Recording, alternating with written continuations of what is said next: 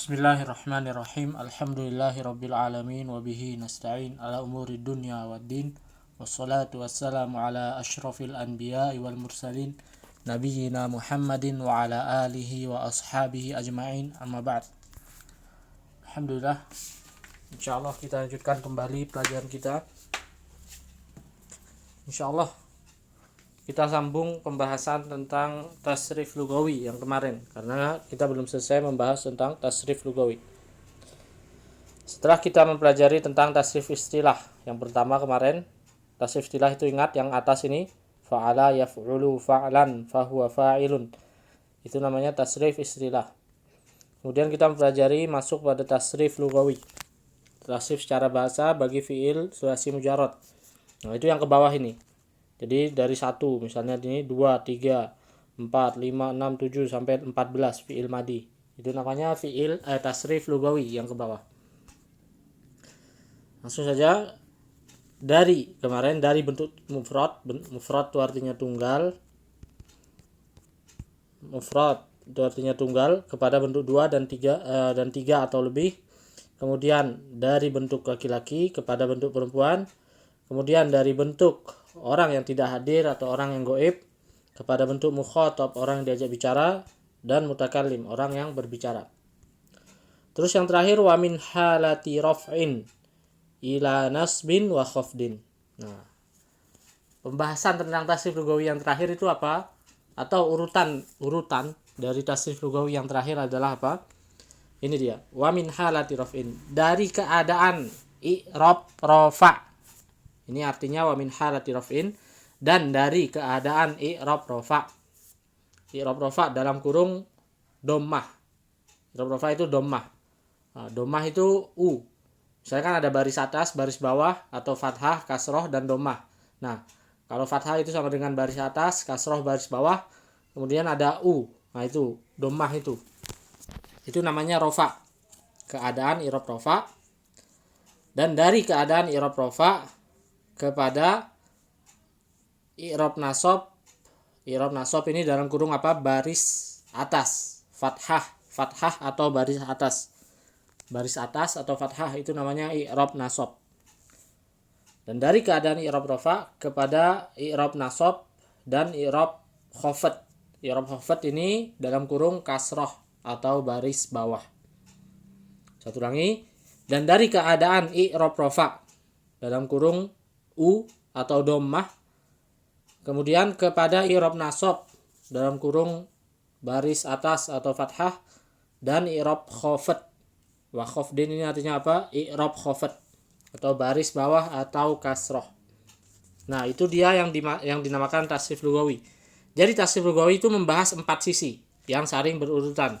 Yang sisi pertama ini, min mufradin ila tasniyatin wa jam'in, dari bentuk 1 kemudian pindah bentuk 2 dan bentuk 3. Misalnya beda bahasa Arabnya 1 mobil dan 2 mobil.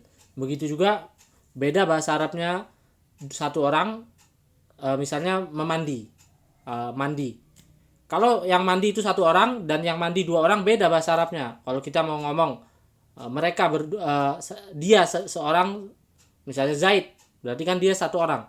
Zaid sedang mandi. Nah, ini berarti kita menggunakan yang kata 1, itu yang maksudnya mufrad.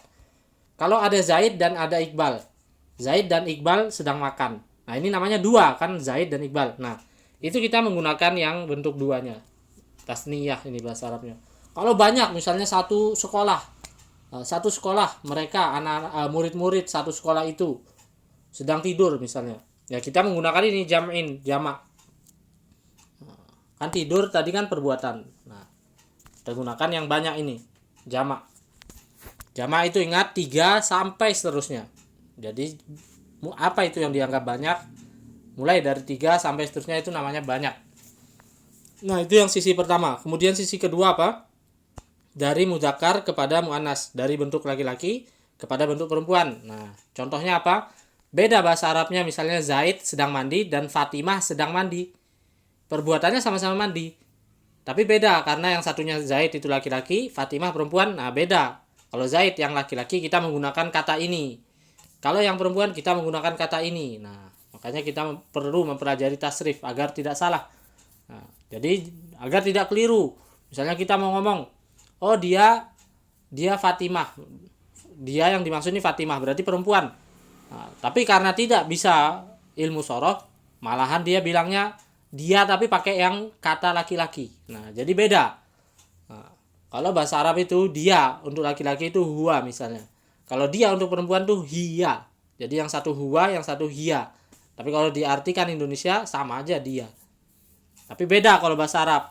Untuk laki-laki sendiri, untuk perempuan sendiri. Hanya itu dipelajari di tasrif. Kemudian sisi ketiga, ini dia, wa min ghaibin ila mukhatabin wa mutakallimin. Dari bentuk orang yang tidak hadir, orang yang dibicarakan, kepada bentuk mukhatab, orang yang diajak bicara, dan mutakallim, orang yang berbicara. Ghaib itu maksudnya orang yang tidak ada, berarti dia atau mereka. Kan dia sama mereka ini tidak ada. Ini Indonya, bahasa Indonesianya. Kemudian kalau mukhatab itu orang yang diajak bicara, berarti kamu atau kalian. Nah, misalnya adik kan ngomong sama orang, mesti bilangnya kamu atau kalian. Gak mungkin ngomong sama orang bilangnya dia. Dia, kenapa dia nggak mandi? Nah, padahal misalnya misalnya Zaid ngomong sama Iqbal misalnya. Zaid ngomong ke Iqbal, dia, kenapa dia nggak mandi? Nah, nggak bisa, karena dia itu orang diajak bicara, makanya kamu. Begitu juga di dalam bahasa Arab sama. Kemudian yang mutakallim, orang yang berbicara berarti saya atau kami atau kita. Nah, contohnya. Ini sisi ketiga. Kemudian sisi terakhir tadi apa? Dari keadaan i'rab rafa. Sisi keempat ini dari keadaan i'rab rafa atau dhammah atau kepada i'rab nasab atau baris atas atau fathah dan kepada khafat atau baris bawah atau kasroh. Nah, itu dia yang dimaksud tasrif lugawi. Yang mana itu tasrif lugawi kalau di tabel ini? Kalau di dalam tabel ini, tasrif lugawi yang ke bawah ini. Jadi 1 fa'ala, 2 fa'ala panjang, 3 fa'alu. Nah, itu namanya tasrif lugawi ke bawah sini. Tasrif istilah yang mana? Tasrif istilah yang ke samping. Terus ke kiri. Misalnya ini fa'ala yaf'ulu fa'lan, fahuwa fa'ilun. Yang adik sudah hafalkan kemarin. Itu namanya tasrif istilah. Jadi kalau tasrif istilah itu dari fi'il madi, fi'il mudhari sampai kemarin isim alat sesuai di definisi. Kalau tasrif lugawi itu yang ke bawah. Nah, yang ke bawah ini terbagi jadi 4. Ingat, terbagi jadi 4. Bagian pertama dari bentuk tunggal kepada bentuk 2 dan seterusnya. Kemudian bagian kedua dari bentuk laki-laki dan perempuan. Bagian ketiga dari bentuk orang yang diajak bicara, orang yang dibicarakan atau yang tidak hadir, kepada bentuk orang yang diajak bicara dan berbicara. Kemudian keadaan terakhir berkaitan dengan harokatnya. Harokatnya ada yang dhammah, ada yang kasroh, ada yang fathah. Atau ada ada baris atas, ada baris bawah. Nah, insyaallah untuk pelajaran sore ini kita cukupkan sampai di sini. Kita selesaikan tentang pembahasan tasrif lugawi. Dan insyaallah besok kita masuk pada tasrif lugawi dari fi'il madi. Yang akan kita bahas satu persatu beserta artinya. Insyaallah kita tutup dengan doa kafaratul majlis. Untuk tugasnya sore ini hafalkan dari awal sini tasrif istilahiyun li fi'lin sulasiyin mujarradin. Kemudian adik baca ini fa'ala yaf'ulu fa'lan, dihafalkan lagi, distorkan lagi tasrif istilahnya. Fa'ala yaf'ulu fa'lan fahuwa fa'ilun sampai terakhir mif'alun. Kemudian tasrif lugawi. Kemarin masih ada beberapa yang belum lancar, masih terbata-bata, distorkan lagi. Tasrif lugawi. Tidak pakai arti, jadi Arab semua. Yang bahasa Arabnya semua. Jadi kita tutup dengan doa kafaratul majlis. Subhanaka Allahumma wa bihamdika asyhadu an la ilaha illa anta astaghfiruka wa atubu ilaik. Assalamualaikum warahmatullahi wabarakatuh.